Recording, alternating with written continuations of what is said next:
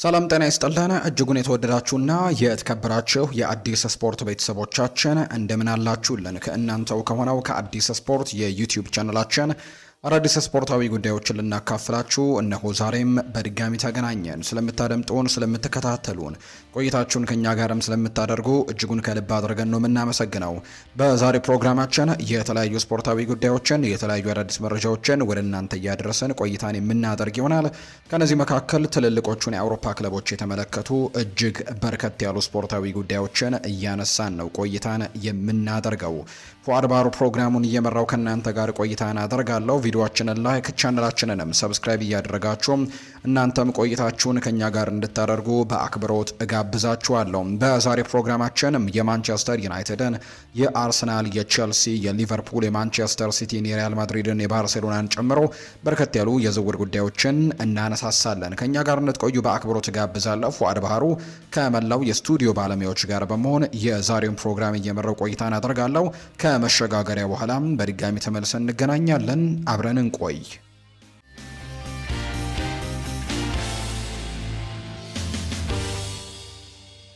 ወደ ቀዳሚው መረጃችን ነው የዛሬ ፕሮግራማችንን የምናመራው። የማንቸስተር ዩናይትድ ጉዳዮችን በማስቀደምን ጀምር። ማንቸስተር ዩናይትድን በተመለከተ ሰሞኑን ከጣሊያኑ ክለብ ፊዮረንቲና አንድ ጥያቄ ቀርቦላቸው እንደነበር የምናስታውሰው ነው። የጆሹዋ ዘርክዚን ጉዳይ በተመለከተ የፊዮረንቲና ይፋዊ ጥያቄ ግን በማንቸስተር ዩናይትድ እና በጆሹዋ ዘርክዚ ወኪሎች መካከል እየተገመገመ እንደሚገኝ ነው እየተገለጸ የሚገኘውና በዚህ ምክንያት ይህንን ተጫዋች ለማስፈረም ትልቅ ጥረቶችን እያደረጉ ይገኛሉ። የጣሊያኑ ክለብ ዘርክዚ በቅርቡ የወደፊት እጣ ፈንታውን የሚወስን ሲሆን ማንቸስተር ዩናይትድም የመግዛት አማራጭ ባለውና 5 ሚሊዮን ዩሮ በሚያስከፍል የውሰት ውልም ተጫዋቹን ይለቃል።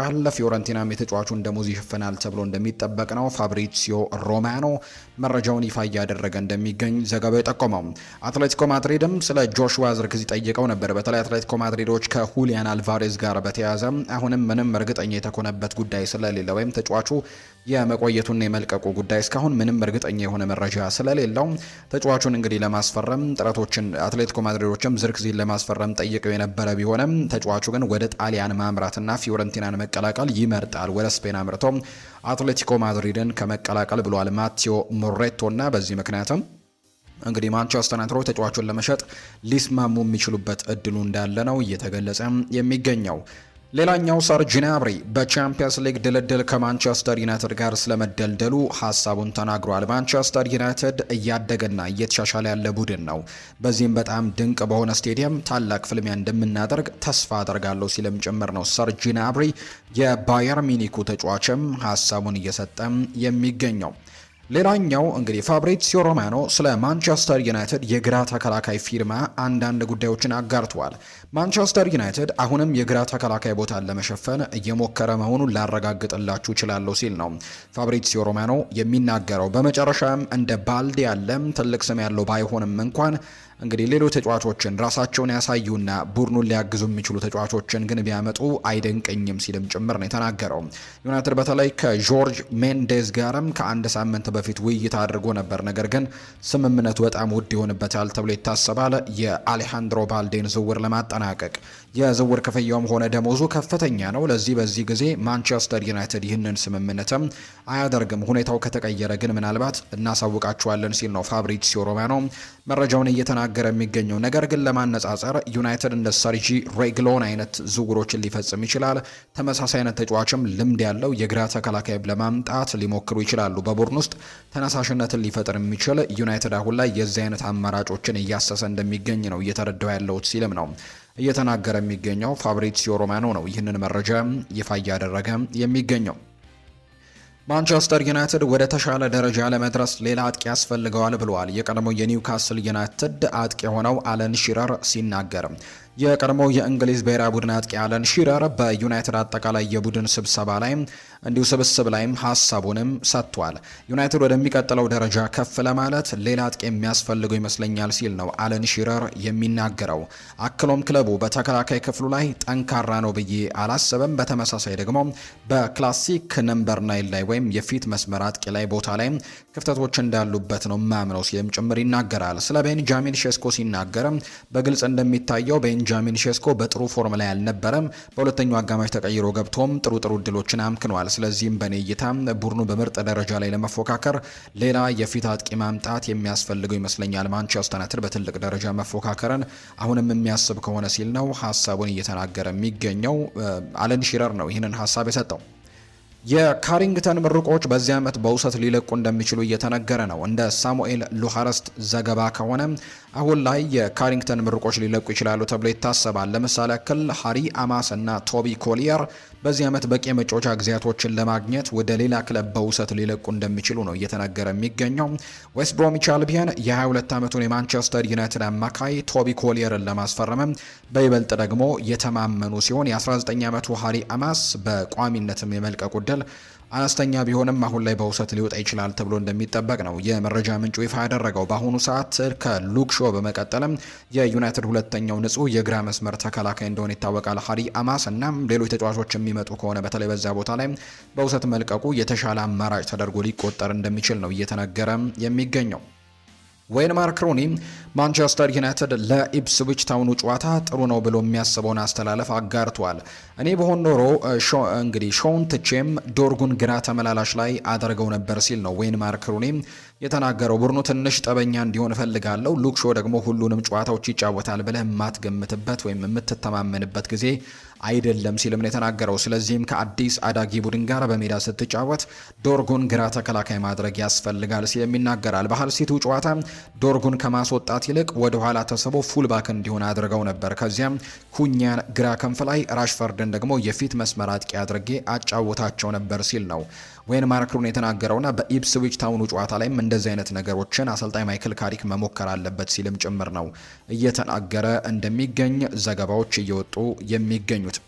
አርሰናል ወደ ራሽፈርድ ዝውውር ሊመለስ ይችላል ተብሏል። የሰሜን ለንደኑ ክለብ አርሰናል ዳግም ወደ ማርከስ ራሽፎርድ ዝውውር ሊመለስ እንደሚችል እየተነገረ ነው። ጋብሪኤል ማርቲኔሊ ከክለቡ ጋር ለመለየትም ከጫፍ መድረሱን ተከትሎ አርሰናሎች በቦታው ተጫዋች ማስፈረም ይፈልጋሉ ተብሏል። በዚህ መሰረትም የእንግሊዛዊው ተጫዋች የረጅም ጊዜ አድናቂ የሆኑት አሰልጣኝ ሚኬል አርቴታ ራሽፈርድን ለማስኮብለልም ክለባቸው ሙከራ እንዲያደርግም ጥያቄ ያቀርባሉ ተብሎ ይጠበቃል። በተለይ አሁን ላይ እንግዲህ የጋብሪኤል ማርቲኔሊ መውጣት ተረጋግጧልና በዚህ ምክንያት ተጫዋቾችን በዛ ቦታ ላይ መተካት የማይችሉ ከሆነ በተለይ የሁሊያን አልቫሬዝ ዝውውር የማይሳካ ከሆነ ምናልባት በመጨረሻዎቹ ቀናት ላይ ይህንን ተጫዋች ስለማስፈረም ሊሞክሩ እንደሚችሉ የሚጠቁሙ መረጃዎችን ነው በትልቁ እየሰማን እንደምንገኝ ዘገባዎቹም የጠቆሙት። አርሰናልን የተመለከቱ መረጃዎችን ደግሞ ወደ እናንተ እናድርስ ውድ ቤተሰቦቻችን። ሁሊያን አልቫሬዝ ጭንቀት እንደገጠመው እየተገለጸ ይገኛል። በተለይ ተጫዋች የዝውውሩ ጉዳይ እጅግ መስተጓጎሉን ተከትሎ ወይም ደግሞ እሱ የሚፈልገው ነገር እየተደረገ ካለመሆኑ ጋር በተያያዘና እየተፈጠሩ ካሉ ነገሮች ጋር በተያያዘ ጭንቀት እንደገጠመው ነው እየተገለጸ የሚገኘው። ለሶስተኛ ቀን ልምምድ ላይ እንዳልተገኘ ጭምር ይፋ ተደርጓል። አርጀንቲናዊው ተጫዋች ሁሊያን አልቫሬዝ የጭንቀት ህመም እንደገጠመው ነው የተገለጸው። ሁሊያን አልቫሬዝ የድብት ህመም ሕክምና ማረጋገጫ እንዳለው ነው የስፔን ሚዲያዎችም እንዲያረጋገጡ ተጫዋቹ በድብርት ህመም እየተሰቃየ መሆኑን ለአትሌቲኮ ማድሪድ ሕክምና ቡድንም ማሳወቁን የተነገረው። አትሌቲኮ ማድሪድ ሁሊያን አልቫሬዝ ለባርሴሎና አልሸጥም ማለቱን ተከትሎ ተጫዋቹ ክለቡን ለመልቀቅ መቸገሩ የሚታወስ ጉዳይ ነው። ሁሊያን አልቫሬዝ ባለፉት 3 ደግሞ የቡድኑ መደበኛ ልምምዶች ላይም እንዳልተገኘ ጭምር ነው ይፋ እየተደረገ የሚገኘው። ሚጉኤል ዴላኒ ግን አሁንም ይህ ተጫዋች አርሰናል የማግኘት እድል አለው የሚል አይነት ሀሳብ በትልቁ እያነሳ ይገኛል። አርሰናሎች ምናልባት እዚህ ተጫዋች ላይ ጠንክረው የሚጓዙ ከሆነ የማስፈረም ጥሩ እድል አላቸው ሲል ነው ሚጉኤል ዴላኒ ተደጋጋሚ ጊዜ መረጃዎችን እያወጣ የሚገኘው። የሚደረጉት ድርድሮችም በተለይ ተጫዋቹ ባርሴሎናን ብቻ መቀላቀል እንደሚፈልግ ቢታወቅም ነገር ግን ከአርሰናል ጋር የሚደረጉ ድርድሮች ግን ባለፉት ቀናት ላይ የተወሰኑ መሻሻሎችን አሳይቷል ሲልም ነው ሚጉኤል ዴላኒ እየተናገረ የሚገኘው። የተጫዋቹ ፍላጎት ግን አሁንም ባርሴሎናን መቀላቀል እንደሆነ በይፋ እየተነገረ ይገኛል። አልቫሬዝ በነገው ጨዋታ ላይም እንደማይሳተፍ ነው አሰልጣኝ ዲየጎ ሲሞኔ ያረጋገጡት። የአትሌቲኮ ማድሪዱ አሰልጣኝ ዲየጎ ሲሞኔ ስለ ሁሊያን አልቫሬዝ ሁኔታ አስተያየታቸውን ሰጥተዋል። ስለ ሁኔታው ጥያቄ የቀረበላቸው አሰልጣኙ በክለቡ በኩል የተያዘው አቋም ጠንካራ ነው ሲሉ ይናገራሉ። አያይዘውም ሁሊያን አልቫሬዝ ከነገው የሲቪያ ጨዋታ ውጪ መሆኑን ነው አሰልጣኝ ዲየጎ ሲሞኔ ያረጋገጡት። ሁሊያን አልቫሬዝ ባለፉት 3 ቀናትም ከቡድኑ ጋር ልምምድ ሳይሰራ እንደቀረ ጭምር ተገልጿል። በጭንቀት ህመም ላይም እንዳለ ጭምር ነው አሰልጣኙም ያረጋገጡት። ኢማኑኤል ፔቲ ስለ ሁሊያን አልቫሬዝ ይናገራል። አልቫሬዝ በጣም ጥሩ ተጫዋች ነው፣ ፈጣን ነው፣ ቴክኒካል ብቃት አለው፣ የጨዋታው እይታው በጣም ጥሩ ነው፣ ጎል ማስቆጠርና አሲስት ማድረግም ጭምር ይችላል። በተለይም የሚንቀሳቀስበት መንገድን በጣም ወደዋለሁ። አርሰናል የራሱን የጨዋታ ስርዓትም ጭምር አለው። እናም አዲስ ተጫዋችም ሲያስፈርም ከዚህ ስርዓት ጋር መስማማትም አለበት ብሏል ኢማኑኤል ፔቲ። እኔ እንደማስበው ግን ሁሊያን አልቫሬዝ ከአርሰናል ጋር በጣም ጥሩ ይስማማል ብዬ አስባለሁ። እውነት አጫዋቱም እንቅስቃሴውና ወደ ፔናልቲ ሳጥን ውስጥ ደግሞ ሲገባ ያለው የጎል ማስቆጠር ችሎታ ለአርሰናል በጣም ተስማሚ ነው ሲልም እንዲሁ ይናገራል። በአጭሩ ኢማኑኤል ፔቲ 130 ፓውንድ እንዲሁ 130 ሚሊዮን ፓውንድ ቢሆንም ሁሊያን አልቫሬዝን ለአርሰናል በጣም የሚመጠን ተጫዋች ነው። እንደዚህ አይነት ገንዘቦች እንኳን ቢጠየቁም ተጫዋቹን ማስፈረም የተሻለ አገልግሎቶችን እንደሚሰጥ ተስፋ አደርጋለሁ ሲልም ጭምር ነው ኢማኑኤል ፔቲ ሀሳቡን እየሰጠ እንደሚገኝ የመረጃ ምንጩ ይፋ ያደረገው። ማርቲን ኪዮን ስለ ማርቲን ዙቢሜንዲ ይናገራል። ዙቢሜንዲ ወደ አርሰናል ከመጣ ጀምሮ በጣም ጥሩ እየተጫወተ ነው። በአጭር ጊዜ ውስጥም ብዙ ጨዋታዎችን መጫወቱ ምናልባትም አድክሞት ይሆናል። ነገር ግን ዙቢሜንዲ አርሰናልን ለቆ ወደ ሪያል ማድሪድ ሊሄድ ነው የሚለው ወሬ ግን አያሳምነኝም።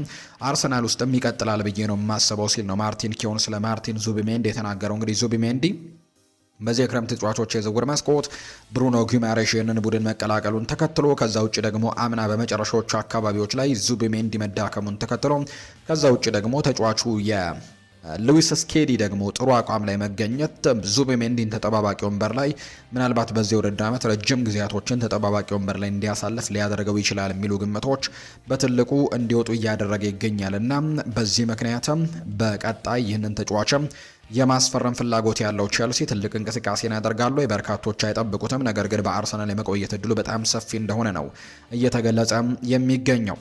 አርሰናል የሌስተር ሲቲውን የ18 ዓመት የክንፍ ተጫዋች ሊዮሬንዞ ሂንቺንሰንን ለማስፈረም ፍላጎት አሳይቷል ሲል ፉትቦል ኢንሳይደር የተባለ የመረጃ ምንጭ ይፋ አድርጓል። ሁቺንሰን የአርሰናልንና የአስተን ቪላን ቀልብንም ስበዋል።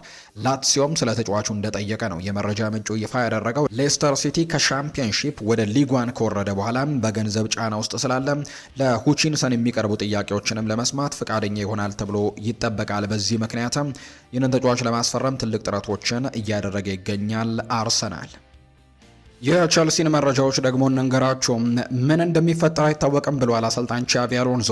የቸልሲ ዋና አሰልጣኝ ቻቪ አሎንዞ ኤንዞ ፈርናንዴዝ ሊለቅ የሚችልበት እድል እንዳለ ፍንጭ እንደሰጠ ነው የመረጃ ምንጩ የተናገረው። አርጀንቲናዊው አማካይ ኤንዞ ፈርናንዴስ በማንቸስተር ሲቲ ቤትም በጥብቅ እየተፈለገ እንደሚገኝ የመረጃ ምንጮች በተደጋጋሚ ጊዜም እየገለጹ ይገኛሉ። ተጫዋቹም በቡድኑ ጨዋታ ላይ ያልተሳተፈ ሲሆን አሰልጣኙም ውሳኔው የኔና የክለቡ የጋራ ውሳኔ ነው ሲሉ ጭምር ሀሳባቸውን እየሰጡ ይገኛሉ። ልምምድ ላይ ያልተሳተፈበት ምክንያት በጋራ የወሰነው ውሳኔ ነው ሲሉ ነው አሰልጣኙ የተናገሩት። ነገር ግን የመልቀቅ ዕድል እንዳለው የሚያሳይ አይነት ፍንጭን ነው አሰልጣኝ ቻቪ አሎንዞ የተናገሩት። በእግር ኳስ ምን ሊፈጠር እንደሚችል አይታወቅም ያሉት ቻቪ አሎንዞ ሁልጊዜም አስገራሚ ነገሮች ይኖራሉ ሲሉ ጭምር ተናግረዋል። አክለውም ትዕግስተኛና ዝግጁ ለመሆን መዘጋጀት ይኖርብናል ሲሉ ጭምር ነው አሰልጣኝ ቻቪ አሎንዞ የተናገሩት። በተለይ ትላንትና ድል ካደረጉ በኋላ የካራባው ካፕ ሁለተኛ ዙር ጨዋታቸውን ይህንን ሀሳብ ሰጥተዋልና የኤንዞ ፈርናንዴዝ በክለቡ የመቆየትና ያለመቆየት ጉዳይ ምንም የተረጋገጠ መረጃ እንደሌለው ነው ይፋ ያደረገው። ምናልባት ግን ቻቪ አሎንዞ እየተጫዋች የሚለቅባቸው ከሆነ ማለትም ኤንዞ ፈርናንዴዝ ክለቡን የሚለቅ ከሆነም ቻቪ አሎንዞ ኤንዞ ፈርናንዴዝን ለመተካት የሞናኮን አማካይ ላሚን ካማራን የመጀመሪያና ዋና ቅድሚያ የሚሰጠው ኢላማው አድርጎ እንደለየው ነው የተናገረው። ቻቪ አሎንዞ ስለ ሴኔጋላዊው አማካይም በግል እንደጠየቀ ጭምር ይፋ ተደርጓል። የቼልሲዎችም ላሚን ካማራን ለማስፈረም እንቅስቃሴያቸውን አፋጥነውታል። ቻቪ አሎንዞ ስለ ተጫዋቹ ስብዕናና እንደ ቼልሲ ባለ ትልቅ ክለብ ውስጥ ደግሞ ብቃቱን እንዴት እንደሚያሳይም መረጃዎችን እንደሰበሰበ ነው። በሁሉም ወገኖች መካከልም ንግግሮች እንዳሉ ፉት መርካቶ የተባለው የመረጃ ምንጭ ይፋ አድርጓል። ነገር ግን ሞናኮዎች ላሚን ካማራን ከ43 ሚሊዮን ፓውንድ በታች ግን የመሸጥ ምንም አይነት ፍላጎት እንደሌላቸው ነው ሰባስቲያን ዴኒስ መረጃውን ይፋ እያደረገ የሚገኘውና ሞናኮ ላሚን ካማራን ከ43 ሚሊዮን ፓውንድ በታች ግን የመሸጥ ምንም አይነት ፍላጎት የላቸውም የሚል መረጃ እየወጣ እንደሚገኝ ነው ዘገባው የጠቆመው። በቀጣይ ከዚህ ተጫዋች ጋር በተያያዘም ሰፋ ያሉ ጉዳዮች ይወጣሉ ተብሎ ይታሰባል። ፔት ግሮቭስ ይናገራል። ኤንዞ ፈርናንዴዝ ከቸልሲ ወደ ማንቸስተር ሲቲ መዘወሩ ትክክለኛ ውሳኔ ነው ወይ ተብሎ ጥያቄ ቀርቦለት ነበር። ፔት ግሮቭስ ሲናገር እኔ እንደዚያ ብዬ አላስብም። የቸልሲ ፕሪሚየር ሊግን የማሸነፍ እድል ከማንቸስተር ሲቲ የበለጠ ነው ብዬ አስባለሁ ዘንድሮ ሲል ይናገራል። ፔሪ ግሮቭስ ነው ይህንን ሀሳብ የተናገረው። የማንቸስተር ሲቲ የበላይነት ዘመን አብቅቷል ብዬ አስባለሁ። በተለይም ትልልቅ መሪ የሆኑ ተጫዋቾችን እንዲሁም በዓለም ላይ ከታዩት ታላላቅ አሰልጣኞች አንዱ የሆነው ፔፕ ጓርዲዮላን በማጣታቸው በጣም አስቸጋሪ ጊዜ ሊያሳልፉ እንደሚችሉ ነው የምገምተው። ስለዚህ ከማንቸስተር ሲቲ ይልቅ ቼልሲ ዘንድሮ ዋንጫ የማሸነፍ ጥሩ እድል ያለው ቡድን አድርጌ ቆጥረዋለሁ ሲልም ጭምር እንዲሁ እየተናገረ እንደሚገኝ ነው ዘገባው እየጠቆመ የሚገኘው። ስለዚህም ትልቅ የኃይል ለውጥ እየተከሰተ ነው ብዬ አስባለሁ። ማንቸስተር ሲቲ እየተዳከመ ሲሆን ቼልሲ ደግሞ እየተሻሻለና ወደፊት እየገሰገሰ ነው። በዚህ ምክንያትም እንግዲህ ይህንን ተጫዋች እንግዲህ ወደ ማንቸስተር ሲቲ ማምራቱ ለተጫዋቹ ጥሩ ይሆናል ብዬ አልጠብቅም ሲልም ጭምር ነው እየተናገረ የሚገኘው ፔሪ ግሮቭስ። ቼልሲ አዲስ የማሊያ ላይ አጋር አግኝቷል። የምዕራብ ለንደኑ ክለብ ቼልሲ አዲስ ዋና የማሊያ ላይ አጋር ማግኘቱን በይፋ አስታውቋል። ቼልሲ ከአሜሪካው ተቋም ሰርክል ኢንተርኔት ግሩፕ ጋር የስፖንሰርሺፕ ስምምነትም ተፈራርሟል። የተቋሙ አርማ የሆነውም USDC በቀጣይ በቼልሲ ማሊያ ላይም የሚቀመጥ ነው የሚሆነው። የስፖንሰርሺፕ ስምምነቱ ለ1 ዓመት የሚቆይ ሲሆን የሴቶችና አካዳሚ ቡድኑንም ያጠቃልላል ነው የተባለው። ዳቪድ ዳተር ፎፋና በቼልሲ ቤት ያለው ጊዜም ያበቃ ሆኗል። ሰርቬት ደግሞ ተጫዋቹን በቋሚነት ለማስፈረም ከስምምነት የደረሰ ቡድን ነው። ቼልሲ ከተጫዋቹ ዝውውርም 2.5 ሚሊዮን ዩሮ የሚያገኝ ሲሆን 1 ሚሊዮን ዩሮ ተጨማሪ ክፍያም እንደሚኖረው ፋብሪዚዮ ሮማኖ አረጋግጧል። ኤሚ ማርቲኔስ ወደ ቼልሲ ሊመጣም ቢቃረብም ማይክ ፔደርሰን በረጅም ጊዜ ለቼልሲ ትልቅ ነገር ሊያበረክት ይችላል የሚል ብዙ ተስፋም ቡድን ውስጥ አለ። ቀደም ሲል ማይክ ፔደርሰን በ2026-27 የውድድር ዘመን ከሮበርት ሳንቼዝ ጋር ለመጀመሪያ ግብ ጠባቂነት ይወዳደራል ተብሎ ይጠበቅ ነበር። አሁን ላይ ግን ይሄ ተቀይሯል። የፔደርሰን ዋና ተፎካካሪ ማርቲኔዝ ይሆናል ተብሎ ነው የሚጠበቀውና በቀጣይ ከዚህ ተጫዋችም ጥሩ ልምዶችን በማካበት ጭምር ይህንን ቡድን በሚቀጥሉት ረጅም ዓመታት ቡድኑን የሚረከበው ማይክ ፔደርሰን ይሆናል ተብሎ እንደሚጠበቅ ነው የመረጃ ምንጩ ይፋ ያደረገው። የሊቨርፑል ጉዳዮችን የምንገራቸው ሮቤርቶ ፌርሚኖ ስለ አሌክዛንደር ኢሳክ ይናገራል። አሌክዛንደር ኢሳክ አዎንታዊ አስተሳሰቡን መጠበቅ አለበት። ሁሉም አጥቂዎች አስቸጋሪ ጊዜያቶችን እንደሚያሳልፉም ምንም ጥያቄ የለውም። ነገር ግን ባለፉት ዓመታት በፕሪሚየር ሊግ ውስጥ ከምርጥ አጥቂዎች አንዱ መሆኑን ግን አስመስክሯል። ይሄ ተጫዋች እንደ ሊቨርፑል ትልቅ ክለብ ስትጫወት ሁሌም ጫናዎች ያሉ፣ በተለይም ክለቡ ለአንተ ብዙ ገንዘቦችን ከከፈለ እሱ ግን መረጋጋት ብቻ ነው የሚያስፈልገው። እናም ጎሎቹ እንደሚመጡም እርግጠኛ ነኝ ሲልም ይናገራል። ባለፈው የውድድር ዘመን ብቻም ተመስርተ እሱን መፍረድ አትችልም። ጉዳቶች ነበሩበት እናም ብዙ ጨዋታዎችንም አልተጫወተም። ለክለቡም አጠቃላይ አስቸጋሪ ወቅት ስለነበር ምናልባት በዛ ምክንያት ሊሆን ይችላል ሲልም ነው የተናገረው። አሁን ላይ ግን አዲስ አሰልጣኝ ያለበት አዲስ ጅማሬ ነው። ካጠገቡ ካሉት ተጫዋቾች ጋር መላመድ ሲጀምርና ብዙ የጎል እድሎችም ደግሞ ሲያገኝ በራስ መተማመኑ እንደሚጨምር እርግጠኛ ነኝ ብሏል። 9 ቁጥር ሆነ ጎሎችን ለማስቆጠር ቡድኑን ጨዋታዎችን እንዲያሸንፍ ለመርዳት ከሊቨርፑል የተሻለ ቦታ ያለ አይመስለኝም ሲል ይናገራል። በአንፊልድ ልዩ ቦታ ነው ለሊቨርፑል። ሁሌም ደግሞ ሁሉንም ነገርን እስከሰጠ ድረስ ደጋፊዎች ካንተ ጀርባ ይቆማሉ፣ እኔ በሱ አምናለሁ ሲልም ነው የተናገረው ሮቤርቶ ፊርሚኖ። ወደ አንፊልድ ስለመመለስም ሲናገር በሆነ ጊዜ ላይ በእርግጠኝነት እመለሳለሁ። አንፊልድ በጣም ልዩ ቦታ ነው። በእነዚያ የበጎ አድራጎት ጨዋታዎች የሊቨርፑል ሌጀንዶች ቡድን ጋር ተመልሼ መጫወት በጣም እፈልጋለሁ። ከጠሩኝ እዛ መገኘት አይቀርም ሲልም ነው ሮቤርቶ ፊርሚኖ የተናገረው። ስለ አሊሰን ቤከር እና አዲሱ አሰልጣኝ አንዶኒ ኢራኦላ ይናገራል። አዲሱ ዋና አሰልጣኝ አንዶኒ ኢራኦላ እንዲሁ ከአዲሶቹ ምክትል ካፕቴኖችም አንዱ ለማድረግ የሚወሰነው ውሳኔ አሊሰን ቤከርን በጣም ጥሩ ውሳኔ ነው ብዬ አስባለሁ። ለሌሎች የሚያስተላልፈው ብዙ ልምድ አለው። በመልበሻ ክፍል ውስጥ የተረጋጋ ተጽዕኖን ያሳድራል። ሌሎች ተጫዋቾች የሚያዩትንና የሚያከብሩት ሰው ነው። ለብዙ ዓመታት ከዓለም ምርጥ ግብ ጠባቂዎች አንደኛው ነው። ከሜዳም ውጪ ሆነ ደግሞ በሜዳ ላይ መሪ ነው። አሊሰን ቤከር ለኔ እንደ ቤተሰብ ነው። እናም በጣም ጥሩ ሰው ነው ሲልም ጭምር ይናገራል። ፌርሚኖ ይቀጥልና ስለሱ ስለ ሳዲዮ ማኔና ስለ ሙሐመድ ሳላህ የነበራቸው ታዋቂ የማጥቃት ጥምረትም ይናገራል። እኔ ሳላህና ማኔ እያንዳንዳችን የሌላውን ችሎታ የሚያሟላ ጥራት ስለነበረን በጣም ጥሩ ጥምረት ነበረን። ሁላችንም ጎል ማስቆጠር እንችል ነበር። ለእርስ በርሳችንም እድሎችን መፍጠር እንችል ነበር። እያንዳንዳችን በሜዳ ላይ የት እንዳለንና ኳሱ እንዲቀመጥ በምንፈልግበት ቦታ ላይ በጣም ጥሩ ግንዛቤዎች ነበሩን። ከሁለቱም ጋር መጫወት ትልቅ ደስታን ይሰጣል። ሁላችንም ሁሌም በጣም በትጋት እንሰራ ነበር። እናም ሁሌም ቡድኑ ከራሳችን በፊት እናስቀምጥ ነበር። ሙሐመድ ሳላህ በቱርክ አዲስ ምዕራፍ መልካሙን ሁሉ እመኝለታለሁ። በሊቨርፑል ብዙ ሪከርዶችን ሰብሯል። እኛ ሶስታችንም ሁሉንም በማሸነፍ በጋራ ታሪክ ሰርተናል። እንዲሁም እንደዚያ ደግሞ ጥሩ አሰልጣኝ በማግኘታችንም እድለኞች ነበርን ሲልም ነው ሮቤርቶ ፊርሚኖ የተናገረው። ስለ ክሎፕ ይናገራል። አንዳንድ ጊዜም ኢንስታግራም ላይ እንጻጻፋለን። ምክንያቱም በሙያዬ ውስጥ በጣም ስለረዳኝ የርገን ክሎፕ ላይ ብዙ እዳ አለብኝ። ሊቨርፑልን ስቀላቀል መጀመሪያ ላይ ለኔ ቀላል አልነበረም። ነገር ግን እሱ ለኔ በጣም አምኖብኝ ስለነበር በጣም ተደስቻለሁ። ለቡድኑ ምን ያክል አስፈላጊ ተጫዋች እንደምሆንም ነግሮኝ ያመጣኝ። እንደገና አሰልጣኝነት ሲመለስ ማየት በጣም ደስ ብሎኛል። ሊቨርፑል ላይ ከብዙ ዓመታት ከስራ በኋላ ለማረፍ ጊዜ ያስፈልገው ነበር። በመጨረሻም እንደሚመለስ አስብ ነበር። ጀርመንን ማሰልጠን ለሱ በጣም ጥሩ እድል ይመስለኛል። እሱ በጣም አዎንታዊ ሰው ነው። እናም ከተጫዋቾች የተሻለውን አቅምንም ያወጣል። የራስን እውነተኛ አቅምም እንድታሟላ ይረዳሃል። ከብሔራዊ ቡድኑ ጋር በጣም ጥሩ ስራን እንደሚሰራ እርግጠኛ ነኝ ሲልም ጭምር ነው ሀሳቡን እየሰጠ የሚገኘው። ሮቤርቶ ፊርሚኖ ነው ሀሳቡን የተናገረው። ፍሎሪያን ቬርትስ የፕሪሚየር ሊግ ዋንጫን ስለማሸነፍ ምኞቱ ይናገራል። በጣም ቀላል ነው። እኔ እዚህ የመጣሁት ከክለቡ ጋር አንድ ነገር ማሳካት ስለምፈልግ ነው። ሊቨርፑል ብዙ ዋንጫዎችን አሸንፏል። በቅርብ ጊዜ ደግሞ ቢያንስ ለዋንጫዎች ተፎካክሯል። ወደዚያ ደረጃ ለመመለስ ነው በጣም የምንፈልገው። እኔም በዚያ ላይ የራሴን ድርሻ መወጣት ፈልጋለሁ ሲል ይናገራል ፍሎሪያን ቬርትስ ስለ ራሱ መገምገምም የተናገረው አለ።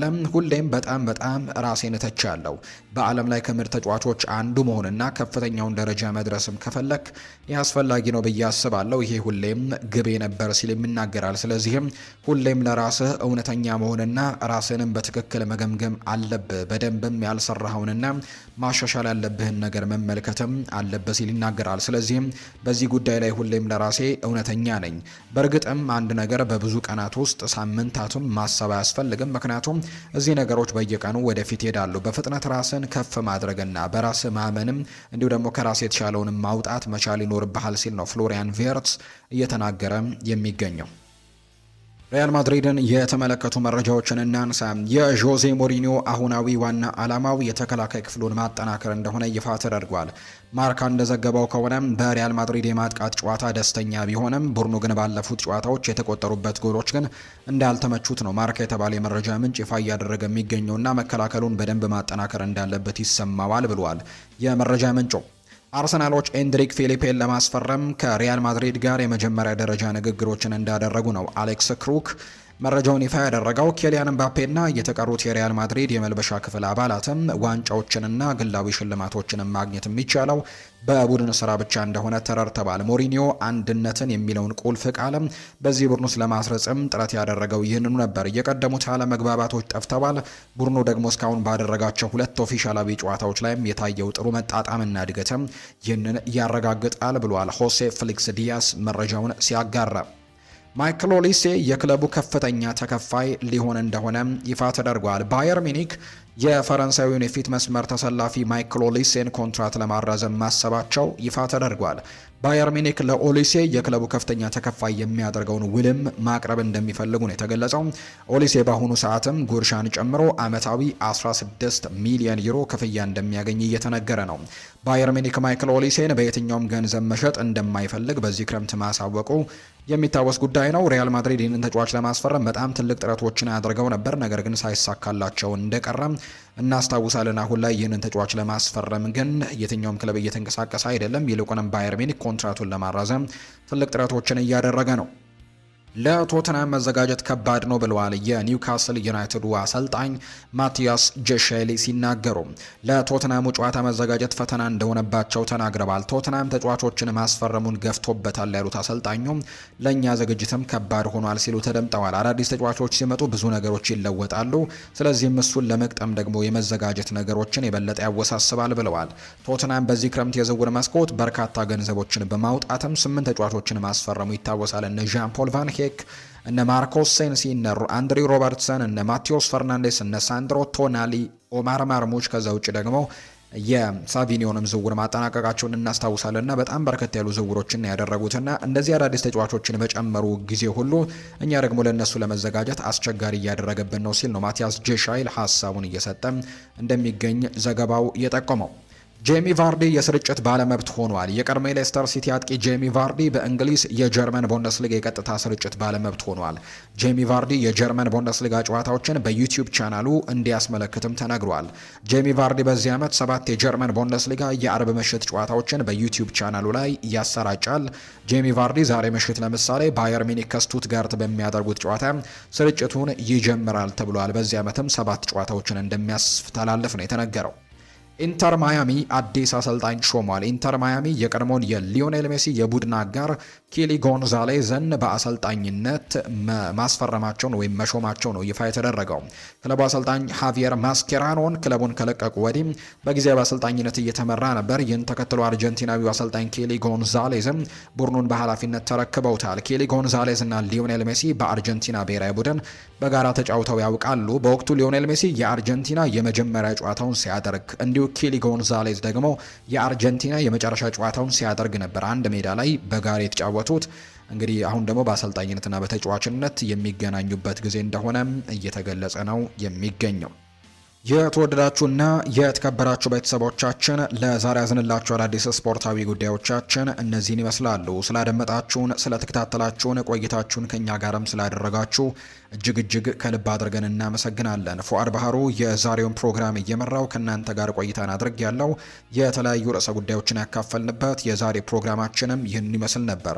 ቆይታችሁን ከኛ ጋር ስላደረጋችሁ ከልብ አድርገ ያመሰገንኩኝ። በቀጣይ ፕሮግራሞቻችን መልሰን እስክንገናኝ መልሰን አብረን እስክንሆን መልካም ጊዜ እንዲሆንላችሁ እመኛለሁ። መልካም ምሽት እንዲሆንላችሁ ነው በአክብሮት የምመኘው። ፉአድ ባህሩ ከመላው የስቱዲዮ ባለሙያዎች ጋር በመሆን ይህንን ፕሮግራም ስመራ ቆየውኝ። መልካም ጊዜ ይሁንላችሁ።